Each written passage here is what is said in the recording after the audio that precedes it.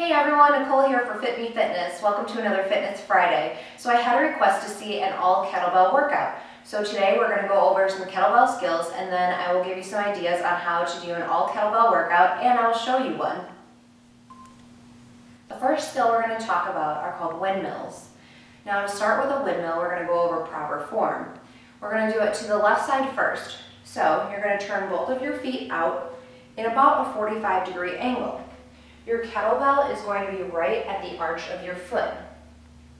Whatever foot is facing forward, you're going to take your opposite hip, jut it out to the side.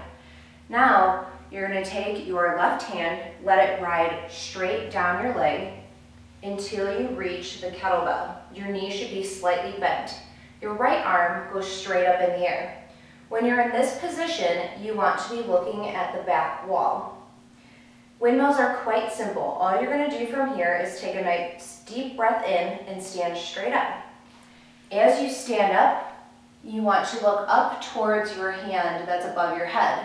The reason we do this is because if you were holding a kettlebell in this hand, which you could if you wanted to, you want to know where that kettlebell is at all times. Now to get back down, you do exactly the opposite. Jut your hip out and just let the kettlebell slowly ride back down your leg. And again, you want your head facing the back wall. Let me show you a few of those in regular time.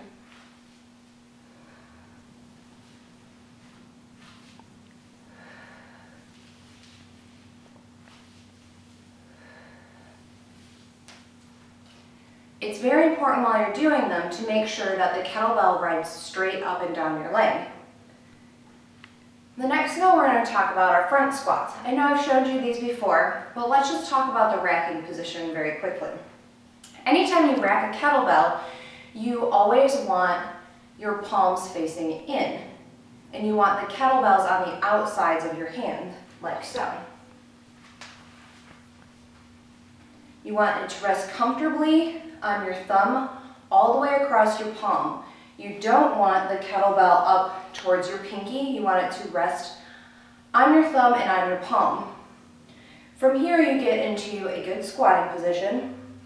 Take a deep breath in, sit down in your squat, and stand straight back up. The last skill we're going to talk about is a little bit hard to teach when I can't see you guys and see what you're doing exactly. So let me just show you a couple of kettlebell swings. I'm going to do it with a 25-pound kettlebell. I would suggest when you're starting out to start with 15 pounds and work up from there.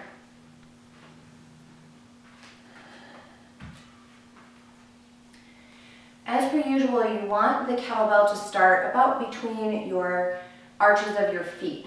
It's up to you if you want to start standing up or if you want to start crouched down. I start crouched down because it's more comfortable for me. Here's what a kettlebell swing looks like.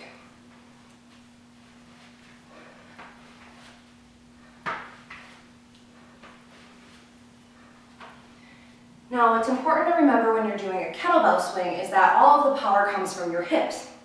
Just like when we start a squat and we pull our hips back, that's the motion that you're going to start your kettlebell swing with. You want your hips back, and you are going to sit down slightly, but you don't want to come all the way down as if you're squatting. If you're coming down too far, you're going to feel a lot of tension in your back, and we don't want that. The other thing to remember when you're doing kettlebell swings is don't let the kettlebell take over. It is going to gain momentum, but you control the kettlebell. Throw the kettlebell off of your thighs and off of your hips, and don't worry about where your arms go. You don't need to lift with your arms. As I said before, the kettlebell will gain momentum and your arms will naturally just swing with the kettlebell. Alright, so as I said, I'm going to show you a workout as well. There's a lot of different ways that you can structure a kettlebell workout. You can do something where you say, I'm going to do these 3 movements, say 5, 10, and 15 reps of each one, and do that for 20 minutes and see how many times I can do it. Or, as I'm going to show today, you can do it in shorter spurts. So what we're going to do is windmills, front squats, and kettlebell swings. We're going to do 10 of each movement. For the windmills, that means 5 on each leg. I'm going to show you a minute of this, but if you were actually doing the workout at home, you would do 3 minutes, see how many rounds you can get in, take a minute break, do another 3 minutes. After the second round, take some time to do some skill work, like bear crawls or crab walks or jumping jacks or push-ups, anything like that, that should amass to about 2 minutes of work. Then take another minute off and start it all over again. All right, here we go. Ready?